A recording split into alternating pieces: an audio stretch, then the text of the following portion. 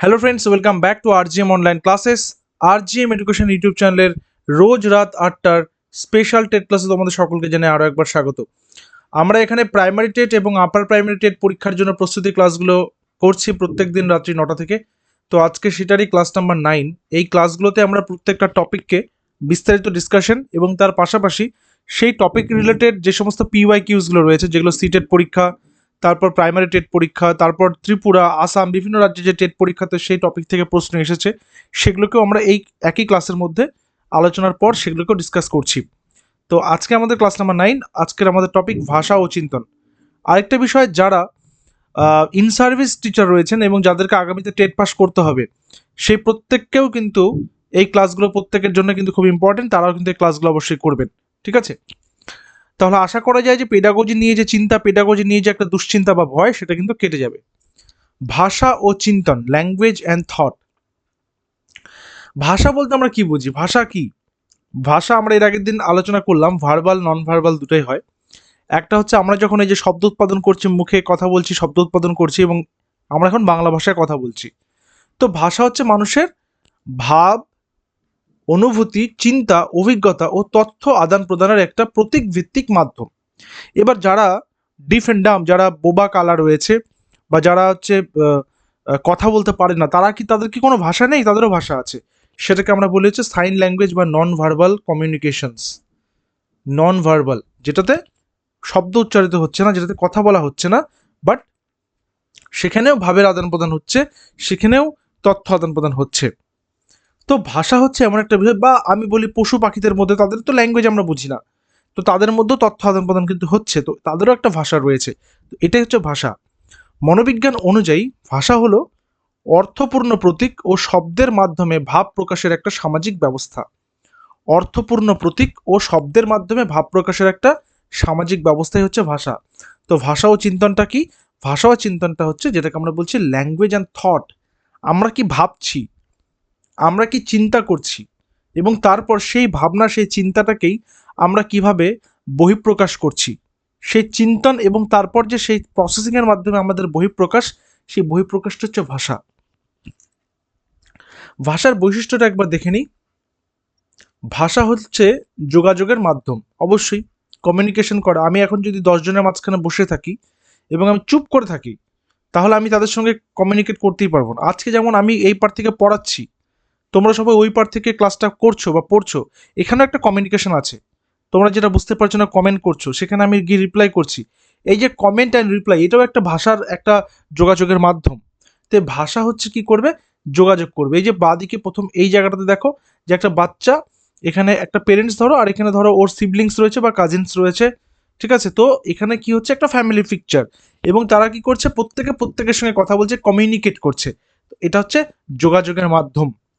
এটি প্রতীক ভিত্তিক, মানে শব্দ, অঙ্গভঙ্গি, চিহ্ন প্রতীক ভিত্তিক। কি অর্থাৎ? এই যে মনে করো, আমি কিছুক্ষণ আগে বললাম যে যারা সাইন ল্যাঙ্গুয়েজে কথা বলে, তারা দেখবে হাতে বিভিন্ন রকমের ইশারা করে, চিহ্ন দেখিয়ে তারা কমিউনিকেট করার চেষ্টা করে।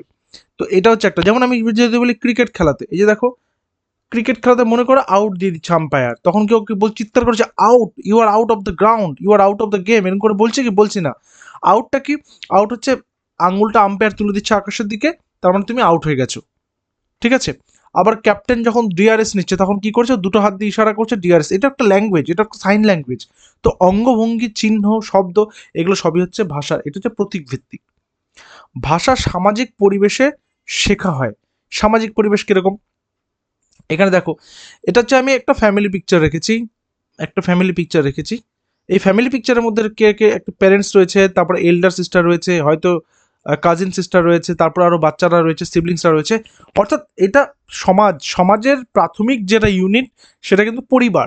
তারপরে প্রতিবেশী, তারপর স্কুল, তারপরে তার ফ্রেন্ড সার্কেল, অমুক তমুক, প্লেগ্রাউন্ড ইত্যাদি। বাট প্রথম সোসাইটির প্রথম যে একক, সেটা হচ্ছে পরিবার। তো বাচ্চা কিন্তু সব থেকে বেশি সামাজিকীকরণ বা সোশ্যালাইজেশন, সেটা কিন্তু পরিবার থেকেই হয়, ফ্যামিলি থেকেই হয়। তো ভাষা হচ্ছে সামাজিক পরিবেশে শেখা হয়। প্রথমে সে ভাষা, যে তার বাড়িতে যে ভাষায় কথা বলছে, তারা সেই ভাষাটাই কিন্তু শিখবে, সেটা তার মাদার টাং বা সেটা তার মাতৃভাষা।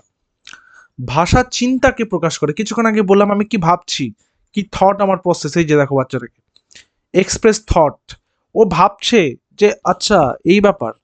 অর্থাৎ যদি আমি এই টপিকটাকে এইভাবে করে বোঝার চেষ্টা করি তাহলে এটা এরকম হবে। আচ্ছা তার মানে ওই প্রজাপতি এসে যখন ওই ফুলে বসে তারপরে ওই ফুল থেকে পরাগরেণু নিয়ে আচ্ছা ওই ফুলে বসলো, তারপরে সেখানে পরাগ মিলনটা হচ্ছে, এইরকম ব্যাপার। আচ্ছা আমি তো কোনোদিন এটা এইভাবে ভাবিনি। তারপরে কি ভাবলো যে আচ্ছা এইবার এইভাবে করে আমি তাহলে আমার ভাইকে বোঝাবো ব্যাপারটা, বা আমি আমার বোনকে বোঝাবো ব্যাপারটা। অর্থাৎ সে যেটা পড়লো, সে যেটা জানলো, সে যেটা দেখলো, সেইটাকেই যখন সে নিজের মধ্যে মনের মধ্যে নার্চার করছে, নার্চার করে বিষয়টার গভীরে পৌঁছাচ্ছে এবং তারপর সেটাকে প্রকাশ করছে, সেটা হচ্ছে চিন্তাকে প্রকাশ করা বা এক্সপ্রেস থট। আর ভাষা ব্যক্তিভেদে ও সংস্কৃতি ভেদে ভিন্ন হয়। এখানে দেখো, এখানে বিভিন্ন রকমের কালচারের ছবি দেওয়া হয়েছে।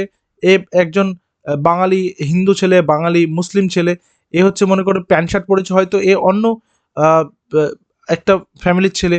আবার এ মনে করো একদম ট্র্যাডিশনাল ড্রেস পরেছে, একটা অন্য ফ্যামিলির ছেলে। এ আবার একটু ফ্রক পরেছে, অন্য ফ্যামিলির মেয়ে। ঠিক আছে, ছেলে নয় মেয়ে।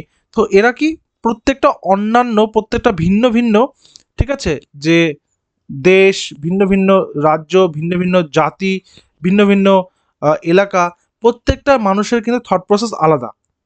ঠিক আছে, প্রত্যেকটা মানুষের সংস্কৃতি কিন্তু আলাদা। উপরে তোমরা ফ্ল্যাগগুলো দেখলে বুঝতে পারবে, এখানে বিভিন্ন দেশ বিদেশের ফ্ল্যাগস কিন্তু দেওয়া রয়েছে। তো এটা হচ্ছে কি, তারা হচ্ছে ভিন্ন ভিন্ন দেশকে রিপ্রেজেন্ট করে বা ভিন্ন ভিন্ন কালচারকে রিপ্রেজেন্ট করে। যেমন মনে করো যদি সৌদি আরবে যাওয়া যায়, সৌদি আরবে গেলে সেখানকার যা টেম্পারেচার দেখবে, সেখানে বেশিরভাগই সবাই কি কুর্তা পরছে, কুর্তা পাজামা পরছে, এবং মাথার মধ্যে একটা টারবান নয় বাট সেরকম ধরনের একটা বড় একটা গামছার মতন কিছু একটা নিয়ে তারা কিন্তু সেখানে থাকছে, অর্থাৎ সেখানকার টেম্পারেচার অনুযায়ী। আবার তুমি যখন কানাডা চলে যাবে তখন সেখানে দেখবে সবাই ব্লেজার পরছে, প্রচণ্ড শীত, সেখানে সোয়েটার পরছে, প্রচণ্ড ঠান্ডা সেখানে। ঠিক আছে, আবার মনে করো যে আহ, যে কোনো দেশে যখন তুমি যাচ্ছ, সেখানকার কালচার, সেখানকার ভাষা, সেখানকার সংস্কৃতি, সেগুলো কিন্তু আলাদা আলাদা হয়ে থাকে। ঠিক আছে, নেক্সট আসবো চিন্তনের ধারণা, মিনিং অফ থিঙ্কিং। চিন্তন হলো মানসিক প্রক্রিয়া যার মাধ্যমে ব্যক্তি সমস্যা সমাধান, সিদ্ধান্ত গ্রহণ, বিশ্লেষণ ও ধারণা তৈরি করে। চিন্তন কি মানসিক প্রক্রিয়া, একটা মেন্টাল, একটা বলতে পারো অ্যাক্টিভিটি, যার মাধ্যমে ব্যক্তি প্রবলেম সলভিং, সিদ্ধান্ত গ্রহণ, বিশ্লেষণ ও ধারণা সবকিছু করতে পারে। সহজ কথায়, কোনো বিষয় নিয়ে মনের ভিতরে বিচার বিশ্লেষণ করার প্রক্রিয়াকে চিন্তন, মানে বুঝতে পারছি চিন্তা করছে মানে কি, কোনো একটা বিষয় নিয়ে সেটার goods and bads, pros and cons, সেগুলো নিয়ে ভাবনা চলছে, ভাবনা চিন্তা করা চলছে। চিন্তনের বৈশিষ্ট্যটা একবার দেখে নিই। চিন্তন একটা মানসিক প্রক্রিয়া, অবশ্যই এটা ব্রেন স্টর্মিং, ব্রেন স্টর্মিং বলা হয় এটাকে। মানে চিন্তা করছি আমি, ব্রেন স্টর্ম হচ্ছে, আমার আমার মস্তিষ্ক বিকশিত হচ্ছে, আমি ভাবছি কোনো একটা নিয়ে। সমস্যা সমাধানে সাহায্য করে, মানে যে কোনো প্রবলেম সলভিং, অর্থাৎ আমি ভাবছিলাম যে এই সমস্যাটা কি করে সমাধান করবো, এবং ভাবতে ভাবতে আমি সমস্যার গভীরে গিয়ে পৌঁছেছি, তো সমস্যা সমাধান করতে পারা। অভিজ্ঞতার উপর নির্ভরশীল, এটা হচ্ছে তুমি যখন ভাবছো, ভেবে সমস্যা সমাধান করছো, তারপর সেই বিষয়ের প্রতি একটা কি আসছে, এক্সপিরিয়েন্স আসছে, অভিজ্ঞতা আসছে। ভাষার সাহায্যে চিন্তা প্রকাশ পায়।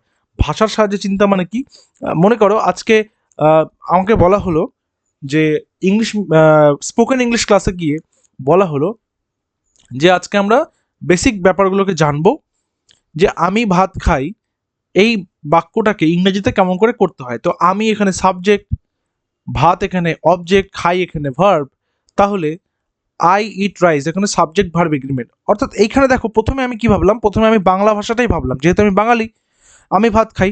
তারপরে সেটাকে মনের মধ্যে আমি কি করছি, চিন্তা করছি যে এটাকে ইংরেজিতে ট্রান্সলেট করলে কি হবে। তো ভাষার সাহায্যে আমি চিন্তাটাকে প্রকাশ করতে পারছি, মনে মনে আগে ভেবে নিচ্ছি যে বাক্যটাকে আমি কি করে ব্যবহার করব, তারপর আমি সেখানে কিন্তু বিষয়টাকে অ্যানালাইজ করছি। ঠিক আছে, অর্থাৎ এখানে ভাষার সাহায্যে চিন্তাটা প্রকাশ পাচ্ছে আমার, ভাষার সাহায্যে কি প্রকাশ পাচ্ছে, চিন্তা প্রকাশ পাচ্ছে।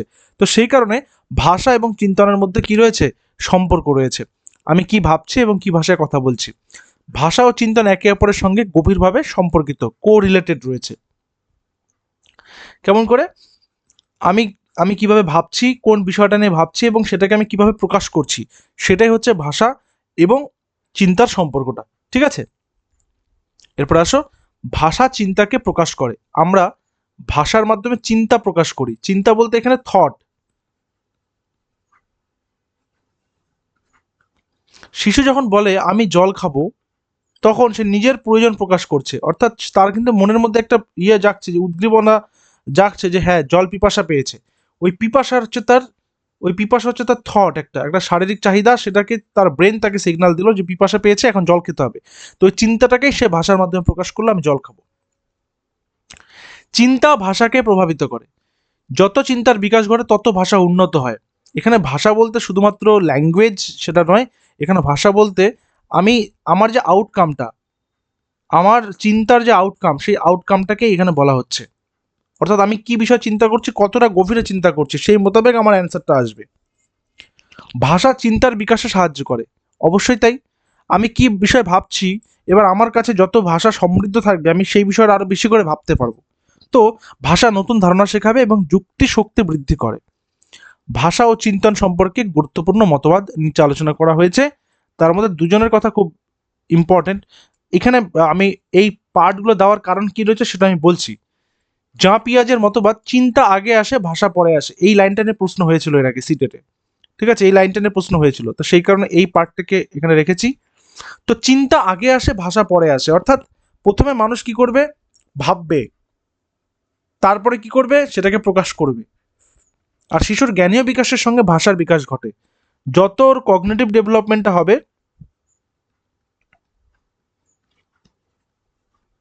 তত বাচ্চাটার কি বাড়বে, তত বাচ্চাটার ভাষা বাড়বে। আচ্ছা, আরেকটা কথা বলে রাখি, কগনিটিভ ডেভেলপমেন্ট শুনলেই আমাদের পিঁয়াজের নাম মনে পড়ে, কিন্তু কগনিটিভ ডেভেলপমেন্ট কিন্তু আরেকজনের রয়েছে, বা বলতে পারো কগনিটিভ ডেভেলপমেন্ট থিওরি কিন্তু জেরম ব্রুনার, এই ব্রুনারের ক্লাসটা আমরা আগামীকাল রেখেছি।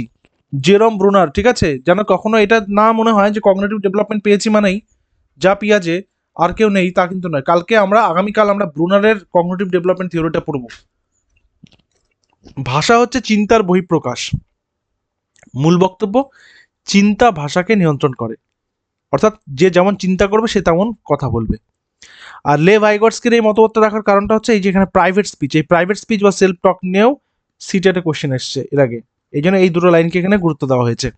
তো ভাষা ও চিন্তা প্রথমে আলাদা থাকে, পরে দুটো একে অপরের সঙ্গে মিলিত হয়ে যায়।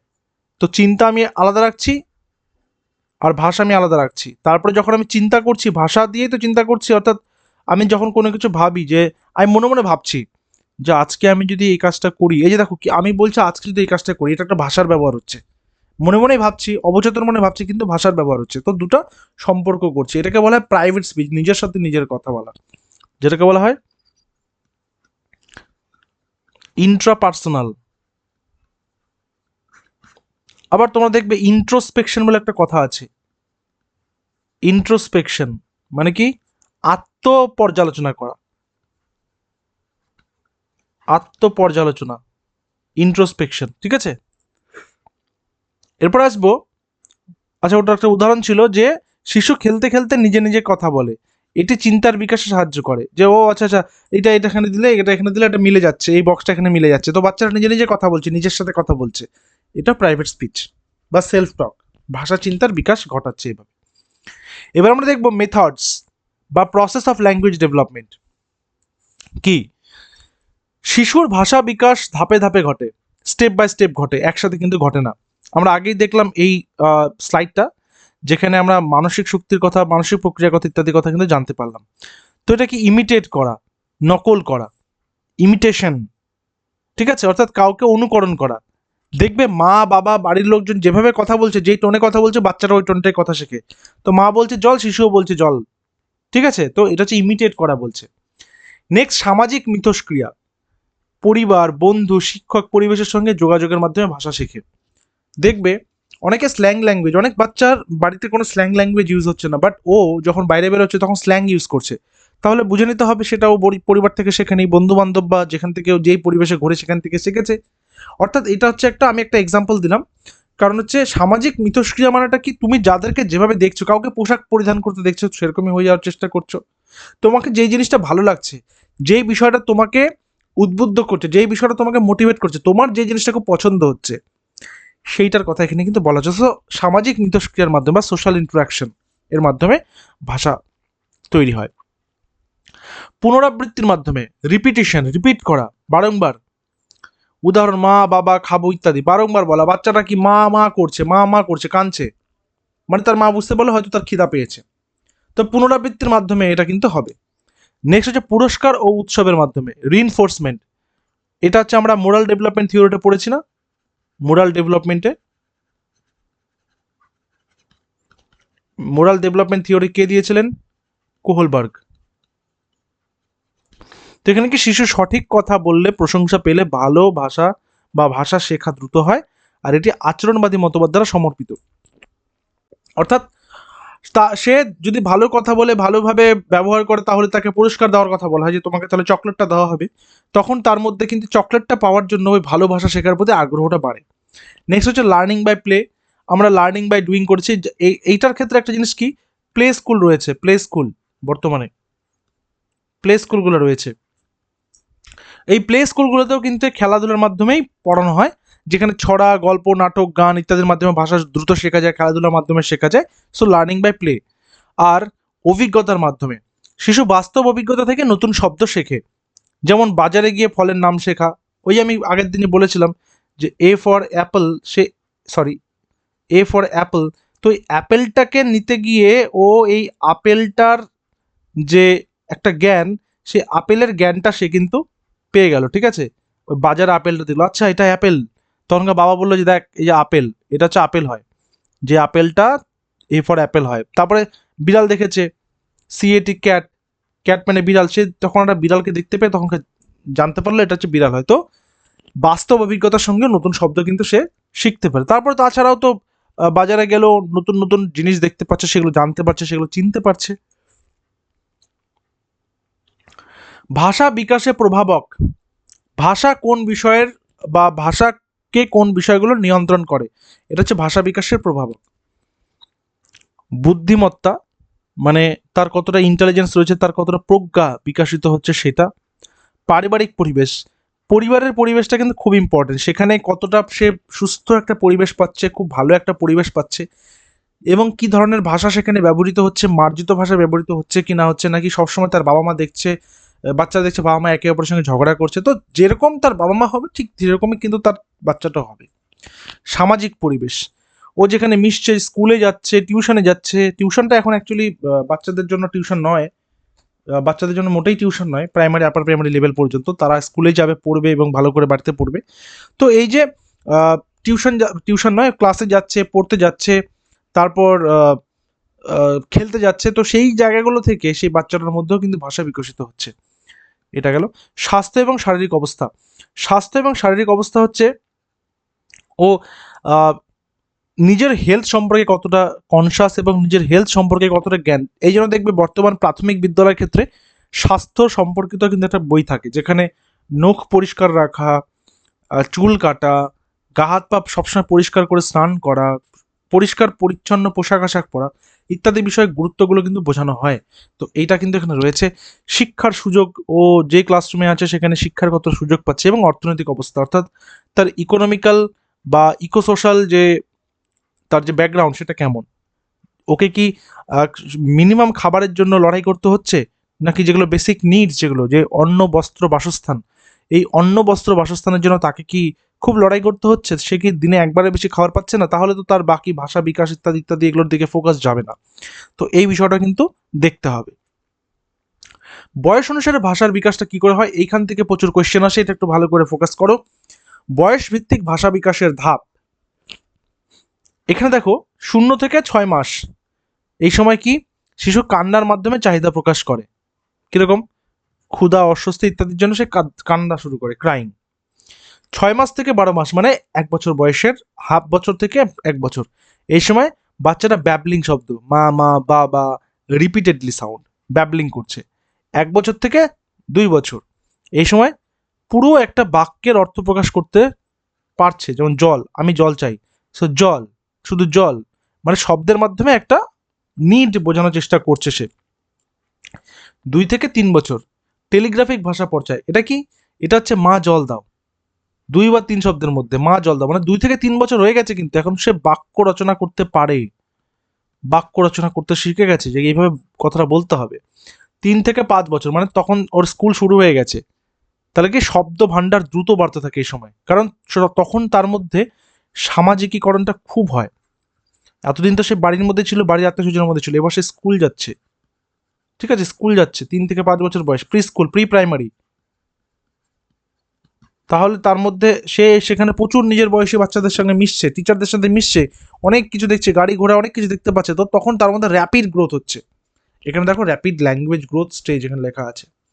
তাহলে প্রচুর প্রচুর প্রশ্ন করার প্রবণতা আসবে, এটা কি ওটা কি, কারণ নতুন জিনিস দেখছে, নতুন জিনিস জানার চেষ্টা করছে। আর 6+ বছর গ্রামার বেস ল্যাঙ্গুয়েজ স্টেজ, এই সময় ব্যাকরণ শিখছে, এই সময় গ্রামারটা শিখতে চাইছে বা শিখতে পারছে। তো 6 বছর বয়সটা হচ্ছে ব্যাকরণ শিক্ষাটা শিখছে, পড়া এবং লেখা শিখছে। তো বোঝা গেল এই জায়গাটা কিন্তু খুব ইম্পর্টেন্ট। তো এই লিস্টটা ভালো করে দেখে রাখবে, এখান থেকে কিন্তু প্রচুর কোয়েশ্চেন আসে। করবো আমরা আজকে, করবো এই টপিক থেকে কত কোয়েশ্চেন এসছে দেখবো। এরপরে কি আছে, এরপরে হচ্ছে ভাষা শিক্ষার নীতিসমূহ, প্রিন্সিপালস অফ ল্যাঙ্গুয়েজ টিচিং।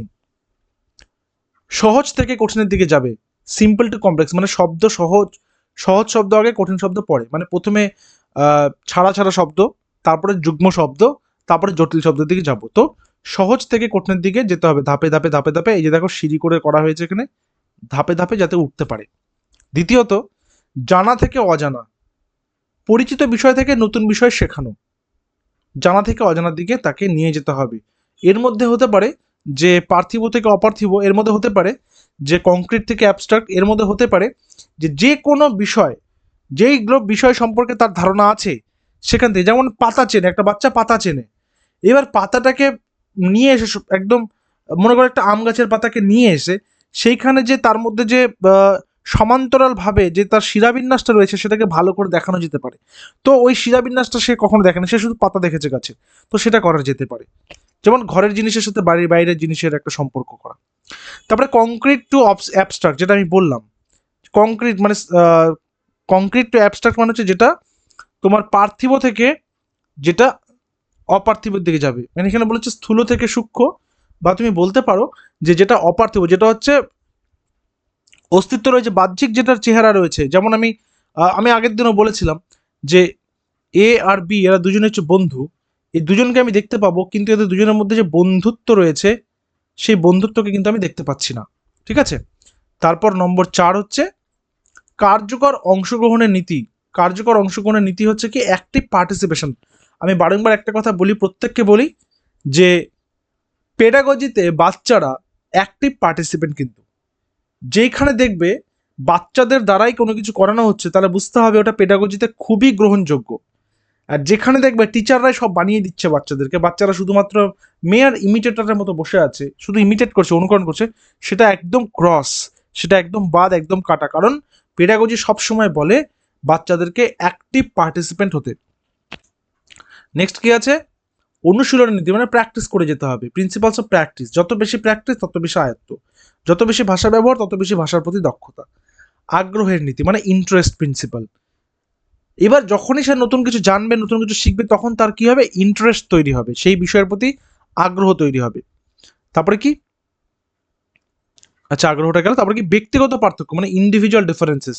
প্রত্যেকটা বাচ্চা, তোমার ক্লাসে 30 জন বাচ্চা আছে, 30 জন বাচ্চাই আলাদা আলাদা আছে, 30 জন বাচ্চা ডিফারেন্ট আছে, কেউ ফিজিক্যালি অ্যাক্টিভ, কেউ ফিজিক্যালি চ্যালেঞ্জ। তো এইটা হচ্ছে ইনক্লুসিভ ক্লাসরুমের আমাদের একটা এক্সাম্পল হতে পারে। এটা আমরা করবো আগামীতে, ইনক্লুসিভ ক্লাসরুম, ইনক্লুসিভ এডুকেশনের উপর একটা আলাদা ক্লাস রেখেছি, খুবই ইম্পর্টেন্ট পার্ট। যারা স্পেশাল এডুকেটরের জন্য পড়াশোনা করছো, যারা স্পেশাল এডুকেশন টিচারের জন্য টেট দেবে আগামীতে, তাদের জন্য ইনক্লুসিভ এডুকেশনটা খুবই একটা ইম্পর্টেন্ট পার্ট, সেখান থেকে সবচেয়ে বেশি কোশ্চেন আসবে, মানে যারা আরসিআই থেকে বিএড করেছে আর কি। আর নেক্সট হচ্ছে পরিবেশ ভিত্তিক শিক্ষা, একটু ছবিটা দেখে নেব। পরিবেশ ভিত্তিক শিক্ষা বা এনভায়রনমেন্ট বেসড লার্নিং, অর্থাৎ আমি কোথায় পড়তে বসছি, একটা গাছের তলায় বসেছি, ক্লাসরুমে বসেছি, নাকি একটা প্রখর রোদের মধ্যে মাঠে বসেছি, তো ওই পরিবেশটা, ওই সারাউন্ডিংটা কিন্তু একটা ইম্প্যাক্ট ফেলে পড়াশোনার ক্ষেত্রে, যেখানে মনোযোগ খুব বেশি আনা যায়। তো শিক্ষকের কিছু ভূমিকা থাকে, শিক্ষকের তো ভূমিকাকে অস্বীকার করলে চলবে না। একজন শিক্ষককে শিশুর সঙ্গে বেশি কথা বলতে হবে, মানে এমন না যে শুধুমাত্র টিচার আসলো, পড়িয়ে গেল, চলে গেল, বাচ্চারা কি বলছে, বাচ্চাদের কি চাহিদা জানতেই পারলো না, তাহলে হবে না। গল্প, ছবি, ছড়া ব্যবহার করতে হবে, মানে যেটাকে আমরা বলি টিএলএম। আর ভিন্ন ভিন্ন শিখন পদ্ধতি, ভুল হলে অপমান না করে সংশোধন করতে হবে, আর ভাষা চর্চার সুযোগ দিতে হবে। ঠিক আছে, এইটাই হচ্ছে টিচারের দায়িত্ব হওয়া উচিত, টিচারের রেসপন্সিবিলিটিস হওয়া উচিত। টপিক রিলেটেড এমসিকিউর জন্য এবার রেডি হয়ে যাও। আজকে আমরা জানলাম ভাষা এবং চিন্তন, টপিকটা খুবই কমন। আমরা আগামীকাল যে ক্লাসটা করবো সেটা হচ্ছে জেরম ব্রুনার্স কগনিটিভ ডেভেলপমেন্ট থিওরি। কেউ কিন্তু ক্লাস মিস করবে না। যারা একেবারে নতুন রয়েছে চ্যানেলটা সাবস্ক্রাইব করে বেলটা প্রেস করে রাখবে, কারণ তোমরা অনেকেই বলছো যে কখন ক্লাস হচ্ছে আমরা নোটিফিকেশন পাই না। তোমরা সাবস্ক্রাইব করে বেলটা প্রেস করে রাখলে নোটিফিকেশন কিন্তু পেয়ে যাবে। আমাদের এখন সিডিপি ক্লাসটা চলছে, সিডিপি ক্লাস করে আমরা অন্য সাবজেক্টে কিন্তু প্রবেশ করবো এক এক করে, কারণ আমাদের কাছে সময় রয়েছে 5-6 মাস মতো সময় রয়েছে আমাদের কাছে টেট পরীক্ষার জন্য। একদম প্রস্তুতি কিন্তু সেভাবেই আমাদের চলবে। ওকে, সো নিম্নলিখিত কোনটি প্রতিভাবান বা বিং গিফটেড শিশুর লক্ষণ নয় বলেছে? কোনটা প্রতিভাবান বা ট্যালেন্টেড বা গিফটেড বাচ্চার লক্ষণ নয়? অন্যদের সঙ্গে ঝগড়া করা, এটা সিটের 2011-তে এসেছিল। এরপরে আসবো ভাষার ক্ষুদ্রতম অর্থপূর্ণ একক। এই কোশ্চেনে বারংবার আসে, এটা সিটের নভেম্বর 2012-তে এসছে। ভাষার ক্ষুদ্রতম একক কি? এটা আমরা হচ্ছে বেঙ্গলি পেডাগজির সময় এটাকে আমরা করবো আরো ভালোভাবে। বেঙ্গলি পেডাগজিতে এই পার্টগুলো বেশি ভালো করে দেওয়া রয়েছে। সঠিক উত্তর হচ্ছে মরফিম। মরফিম ভাষার ক্ষুদ্রতম একক। আচ্ছা আচ্ছা, এইটা চিন্তনের তথ্য প্রক্রিয়া মডেল বা information processing model of thinking ক্রমগুলিকে সঠিকভাবে সাজিয়ে লেখো। CTET November 2012। কি আছে? প্রতিক্রিয়া সম্পাদন, প্রতিক্রিয়া নির্বাচন, প্রাক প্রতিক্রিয়াকরণ নাকি শ্রেণীকরণ? তাহলে যে কোনো প্রতিক্রিয়ায় সবার প্রথমে কি দেখো, যে কোনো প্রোডাকশনের ক্ষেত্রে কি হয়, প্রি প্রোডাকশন আগে হয়। তাহলে প্রিটা সবার প্রথমে আসবে, তাহলে প্রথমে আসবে সি, মানে প্রি প্রসেসিং বা প্রাক প্রক্রিয়াকরণ। তারপরে কি আসবে? তারপরে সেটাকে ক্লাসিফাই করতে হবে, ক্যাটাগরিজাইজ করতে হবে। তারপরে আমি কি করবো তাহলে? শ্রেণীকরণ, তাহলে ডি আসবে। তাহলে আমি প্রথমে কি করলাম? প্রি প্রসেসিং করলাম, তারপরে সেটাকে ক্যাটাগরাইজ করলাম। এবার আমি কি করবো? নির্বাচন না সম্পাদন? সম্পাদনা কি? সম্পাদনা সবার লাস্টে হবে। তাহলে আমাকে প্রথমে নির্বাচন করতে হবে, তাহলে বি। তারপর হচ্ছে এ, অর্থাৎ প্রাক প্রক্রিয়াকরণ, শ্রেণীকরণ, প্রতিক্রিয়া নির্বাচন এবং প্রতিক্রিয়া সম্পাদন। তাহলে কোথায় আছে? সি ডি বি এ, এই যে C D B, option number C. Next, TH থ ফ ছ বা টিএইচ পিএইচ সিএইচ প্রভৃতি শব্দের উচ্চারণ, এই উচ্চারণ এটা কি হলো বলো তো? একটা শব্দ তৈরি হচ্ছে না? একটা শব্দ তো না, একটা ধ্বনি তৈরি হচ্ছে, ধ্বনি। থ ফ ছ, এই প্রভৃতি শব্দের উচ্চারণগুলি হলো ড্যাশ। কি হবে? এগুলোকে বলা হয় ফোনিম। তাহলে মরফিম আমরা জানলাম, ফোনিম আমরা জানলাম। ধ্বনিগত সচেতনতা বলতে ফোনোলজিক্যাল অ্যাওয়ারনেস নিম্নলিখিত কোন দক্ষতাগুলিকে বলা হয়? সিটেট ফেব্রুয়ারি 2014। ধ্বনিগত সচেতনতা বলতে নিম্নলিখিত কোন দক্ষতাগুলিকে বলা হয়? সঠিক উত্তর শব্দের গঠন নিখুঁতভাবে বুঝতে পারা, অপশন নাম্বার এ। শব্দের গঠন নিখুঁতভাবে বুঝতে পারা। এরপরে সাবলীলতা, বাস্তব ব্যাখ্যা এবং পরিবর্তনশীলতা প্রভৃতি উপাদানগুলি যুক্ত থাকে। CTET September 2014। সাবলীলতা, বাস্তব ব্যাখ্যা এবং পরিবর্তনশীলতা প্রভৃতি উপাদানগুলি যুক্ত থাকে কোথায়? গিফটেডনেস, ট্যালেন্ট, ডাইভার্জেন্ট থিঙ্কিং নাকি অ্যাক্সেলারেশন? কারেক্ট অ্যান্সার শিখনতরণ বা acceleration. Out of the box চিন্তন সম্পর্কিত। CTET February 2015। Out of the box চিন্তন সম্পর্কিত ধারাবাহিক চিন্তন, স্মৃতিনির্ভর চিন্তন, বিমূর্ত চিন্তন নাকি অপসারী চিন্তন? ডাইভার্জেন্ট। আমরা গতকালকে ক্লাসে করেছিলাম কনভার্জেন্ট থিঙ্কিং, ডাইভার্জেন্ট থিঙ্কিং। সেটা হচ্ছে বিমূর্ত চিন্তন, আউট অফ দ্য বক্স চিন্তা করা, অর্থাৎ যেটা হচ্ছে অপার্থিব, যেটা হচ্ছে অ্যাবস্ট্রাক্ট। পরের নম্বরে আসি, নম্বর 8। মধ্যবর্তী শৈশব বা মিডল চাইল্ডহুড কথা বলা স্পিচ ড্যাশের থেকে বেশি ড্যাশ। CTET September 2015। সামাজিক আত্মকেন্দ্রিক, সর্বপ্রাণবাদ, সামাজিক, পরিণত অপরিণত, আত্মকেন্দ্রিক নাকি সামাজিক? মধ্যবর্তী শৈশবে মিডল চাইল্ডহুডে ড্যাশের থেকে বেশি হয় ড্যাশ, কি হয়? সামাজিক এর থেকে বেশি হয় আত্মকেন্দ্রিক, যেহেতু মাঝারি বা মধ্য চাইল্ডহুড যেটা, যেখানে কি সেলফ সেন্টারনেসটা দেখা যায়, ইগোসেন্ট্রিজমটা দেখা যেতে পারে সেখানে। প্রাক শৈশব বা আর্লি চাইল্ডহুড ভাষার বিকাশের ড্যাশ সময়কাল। প্রাক চাইল্ডহুড বা আর্লি চাইল্ডহুড ভাষার বিকাশের ড্যাশ সময়কাল। এটা খুব সেন্সিটিভ টাইম, এটা সংবেদনশীল, অপশন নাম্বার সি। ভাষা হলো ড্যাশ চিন্তন প্রক্রিয়া, সিটেট 2016। ভাষা ড্যাশ চিন্তন প্রক্রিয়া। কারেক্ট আনসার আমাদের উপর প্রভাব সৃষ্টিকারী, অপশন নাম্বার ডি। দেখতে হবে চারটা অপশনের মধ্যে কোনটা সবচেয়ে বেশি লজিক্যাল। নিম্নলিখিত কোন স্তরে ভাষার বিকাশ ঘটে, সিটেট সেপ্টেম্বর 2016। নিম্নলিখিত কোন স্তরে ভাষার বিকাশ ঘটে, প্রাক জন্মান্তর বা জন্মস্তর, সময়কাল, মধ্য শৈশব, প্রাপ্তবয়স্ক নাকি প্রাক শৈশব স্তর? নিম্নলিখিত কোন স্তরে ভাষার বিকাশ ঘটে? সঠিক উত্তর প্রাক শৈশব স্তর, অপশন নাম্বার ডি। নেক্সট নম্বর 12। যে পরিস্থিতিতে চিন্তাধারা ভাষার দ্বারা প্রভাবিত হয় তাকে বলা হয় ড্যাশ, সিটেট ডিসেম্বর 2018। যে পরিস্থিতিতে চিন্তাধারা ভাষার দ্বারা প্রভাবিত হয় তাকে কি বলা হয়? তাকে বলা হয় লিঙ্গুইস্টিক ডিটারমিনেশন বা ভাষা নির্ণয়, অপশন নাম্বার এ। এটা একটা দিয়েছে কন্ডিশনাল কোয়েশ্চেন। রুহি সবসময় একটি সমস্যার অনেক সমাধান চিন্তা করে, মানে কি ও মাল্টিপল থিঙ্কিং করছে একটা সমস্যার। এই চিন্তার মধ্যে অনেকগুলি সঠিক। রুহি কোন ধরনের চারিত্রিক বৈশিষ্ট্য প্রদর্শন করছে? যখন নিজে থেকে কোনো কিছু করার চেষ্টা করছে তখন সেটা অবশ্যই সৃজনশীল, ক্রিয়েটিভ, অপশন নাম্বার এ। নেক্সট,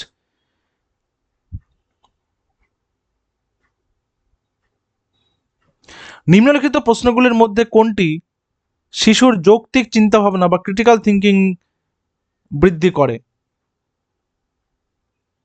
উপকূলীয় অঞ্চলে কোন ধরনের মানুষ বসবাস করে, তারা কি খাবার খায় ও কোন খাদ্যাভ্যাসে অভ্যস্ত? ভারতের 10টি রাজ্যের নাম, 2 থেকে 10 পর্যন্ত নামতা লেখা নাকি প্রদত্ত কবিতা মুখস্থ করা ও বলা? বলছে নিম্নলিখিত প্রশ্নগুলির মধ্যে কোনটি শিশুর যৌক্তিক চিন্তাভাবনা, যেখান থেকে যুক্তিটা সে শিখতে পারবে? মুখস্থ করে বলাতে কোনো যুক্তির চিন্তাভাবনা নেই, নামতা মুখস্থ করে লেখার কোনো যুক্তির চিন্তাভাবনা নেই, 10টা নাম মুখস্থ করে লেখার কোনো যৌক্তিক চিন্তাভাবনা নেই। কিন্তু এখানে রয়েছে উপকূলীয় অঞ্চলে মানুষ কেমনভাবে বসবাস করে, তারা কি খাবার খায়, কোন খাদ্যাভ্যাস, এইটা। তো অপশন নাম্বার এ হচ্ছে কারেক্ট অ্যান্সার। নাম্বার 15। একটি বহুভাষী শ্রেণীকক্ষে মাল্টিলিঙ্গুয়াল ক্লাসরুম একজন শিক্ষকের উচিত। যখন দেখবে আমরা যখন কোঠারি কমিশনটা পড়বো, কোঠারি কমিশন এগুলো সব পড়বো আমরা, ঠিক আছে? কোঠারি কমিশনটা যখন আমরা পড়বো তখন সেখানে এই মাল্টিলিঙ্গুয়ালিজম বা 3 ল্যাঙ্গুয়েজ স্ট্রাকচার যেটা আমাদের রয়েছে, 3 ল্যাঙ্গুয়েজ স্ট্রাকচারটা আমরা সেখানে পড়বো। তো এটা হচ্ছে মাল্টিলিঙ্গুয়ালিজমের একটা এক্সাম্পল হতে পারে। তো একটি বহুভাষী শ্রেণীকক্ষে একজন শিক্ষকের উচিত কি? একজন শিক্ষকের উচিত ভাষা বৈচিত্র্য বিষয়টি সম্পর্কে সচেতনতা বৃদ্ধি করা এবং শিক্ষার্থীদের সুবিধা মতো ভাষা ব্যবহারের সুযোগ দেয়া। নিম্নলিখিতদের মধ্যে কোনটি বিমূর্ত বিষয় চিহ্নিত করতে এবং বিমূর্ত উত্তর দিতে সাহায্য করে? সিটেট জানুয়ারি 2011। মুখস্থ করা, সৃজনশীলতা, নৈরাশ্য, প্রতিযোগিতা। সঠিক উত্তর অপশন নাম্বার বি, সৃজনশীলতা, মানে ক্রিয়েটিভিটি।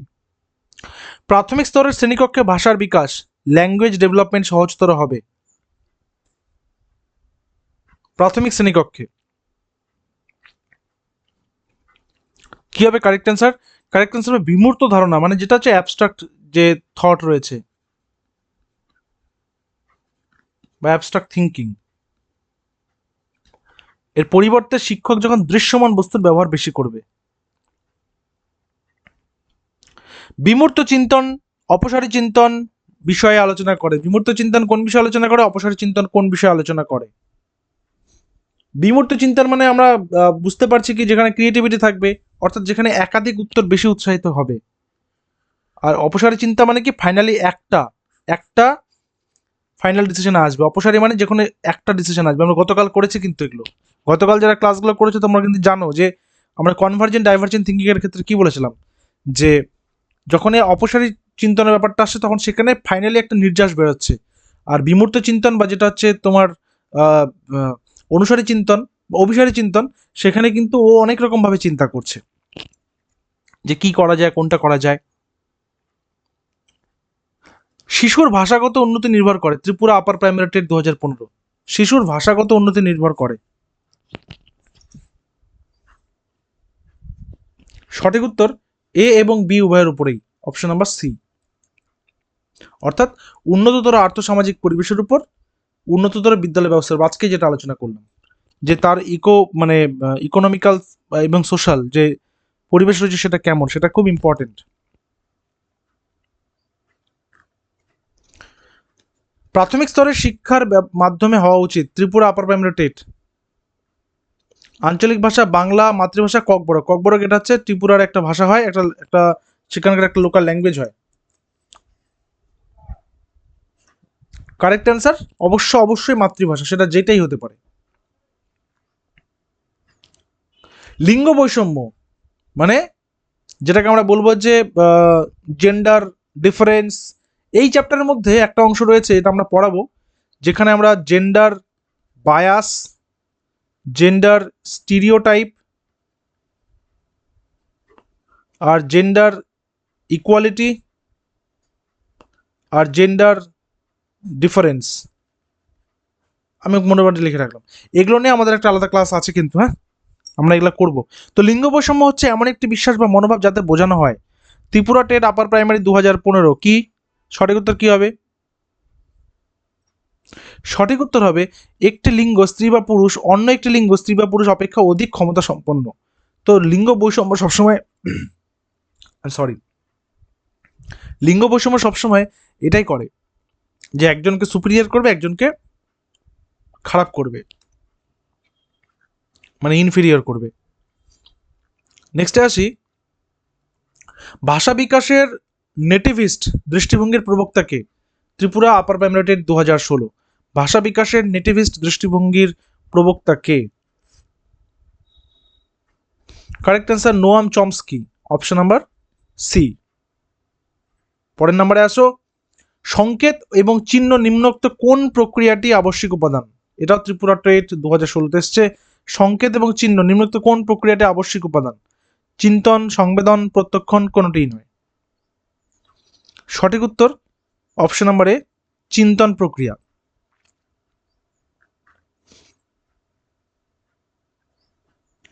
জ্যামিতিক চিহ্ন অঙ্কন হলো এক প্রকার ড্যাশ শিক্ষণ। জ্যামিতিক চিহ্ন অঙ্কন। Tripura upper primary TET 2016। ভাষাগত, পেশিগত, এ ও বি দুটোই, কোনোটিই নয়। সঠিক উত্তর হচ্ছে অপশন নাম্বার বি, পেশিগত। অপশন নাম্বার বি, পেশিগত। ঠিক আছে, নেক্সট, ভাষা কাঠামোর ক্ষুদ্রতম অর্থবহ অংশকে বলা হয় dash. Tripura upper primary TET 2017। ভাষা কাঠামোর ক্ষুদ্রতম অর্থবহ অংশকে কি বলা হয়? সিম্বল, মরফিম, ফোনেমস, নাকি উপরে কোনোটিই নয়? আজকেই পড়লাম morpheme, option number B. Morpheme, phoneme, lexeme, syntax এবং কনটেক্সট এই উপাদান হলো ব্যক্তিত্বের, সেন্টিমেন্টের, ভাষার, নাকি কিসের? এটা Tripura upper primary TET session 2 2018। বুঝতেই পারছো কিসের এটা? অবশ্যই ভাষার উপাদান, অপশন নাম্বার সি। এরপরে প্রশ্ন তো আসি, ভাষা বিকাশের ক্ষেত্রে সিডিএস এর পুরো কথাটা কি? খুব ইম্পর্টেন্ট। সিডিএস, আমরা তো সারাদিন শুধু সিডিপি করছি, চাইল্ড ডেভেলপমেন্ট পেডাগজি। এই সিডিএস মানে কি? সিডিএস কথার অর্থ কি? এটাও Tripura upper primary TET session 1 2018 প্রশ্ন। সিডিএস হচ্ছে child directive speech. Child directive বা ডিরেক্টিভ স্পিচ। ঠিক আছে, অপশন নাম্বার এ হচ্ছে এখানে correct answer. Next number 28, the sequential steps of progress in language development বিষয়টি যারা নির্ধারণ করেছিলেন তারা হলেন কে? ত্রিপুরা আপার প্রাইমারি টেট 2022 প্রশ্ন এটা। The sequential steps of progress in language development. Correct answer option number A, crow and crow. ঠিক আছে, তো আজকে আমাদের এই পর্যন্ত রইল। ক্লাস শেষ করার আগে তোমাদের জানিয়ে রেখে, আমাদের প্রাইমারি এবং আপার প্রাইমারি টেটের কিন্তু কম্বাইন্ড ব্যাচ শুরু হয়েছে, যেখানে প্রাইমারি আপার প্রাইমারি তোমরা একসাথে পেয়ে যাবে। অনলি 1199 ফিস পে করলেই পরীক্ষা পর্যন্ত ভ্যালিডিটি। এটা ওয়ান টাইম পেমেন্ট অনলি, এটা কিন্তু মাসে মাসে কোনো টাকা দিতে হয় না, এটা ওয়ান টাইম পেমেন্ট অনলি, যেখানে প্রত্যেকটা সাবজেক্টের বিস্তারিত ক্লাসেস, তার সাথে সাথে এমসিকিউ প্র্যাকটিসেস এবং A4 ফরম্যাটে প্রিন্টেবল নোটস সমস্ত কিছু কিন্তু দেওয়া হয়। এবং যারা শুধুমাত্র প্রাইমারি টেট বা আপার প্রাইমারি টেটে আলাদা আলাদা ব্যাচ নিতে চাইছো তাদের জন্য ব্যাচ রয়েছে। তারা আমাদের অফিসিয়াল হোয়াটসঅ্যাপ নম্বর 9564345236 হোয়াটসঅ্যাপ করবে। প্রাইমারি টেট নিতে চাইলে প্রাইমারি টেট লিখে, আপার প্রাইমারি টেট নিতে চাইলে আপার প্রাইমারি টেট লিখে।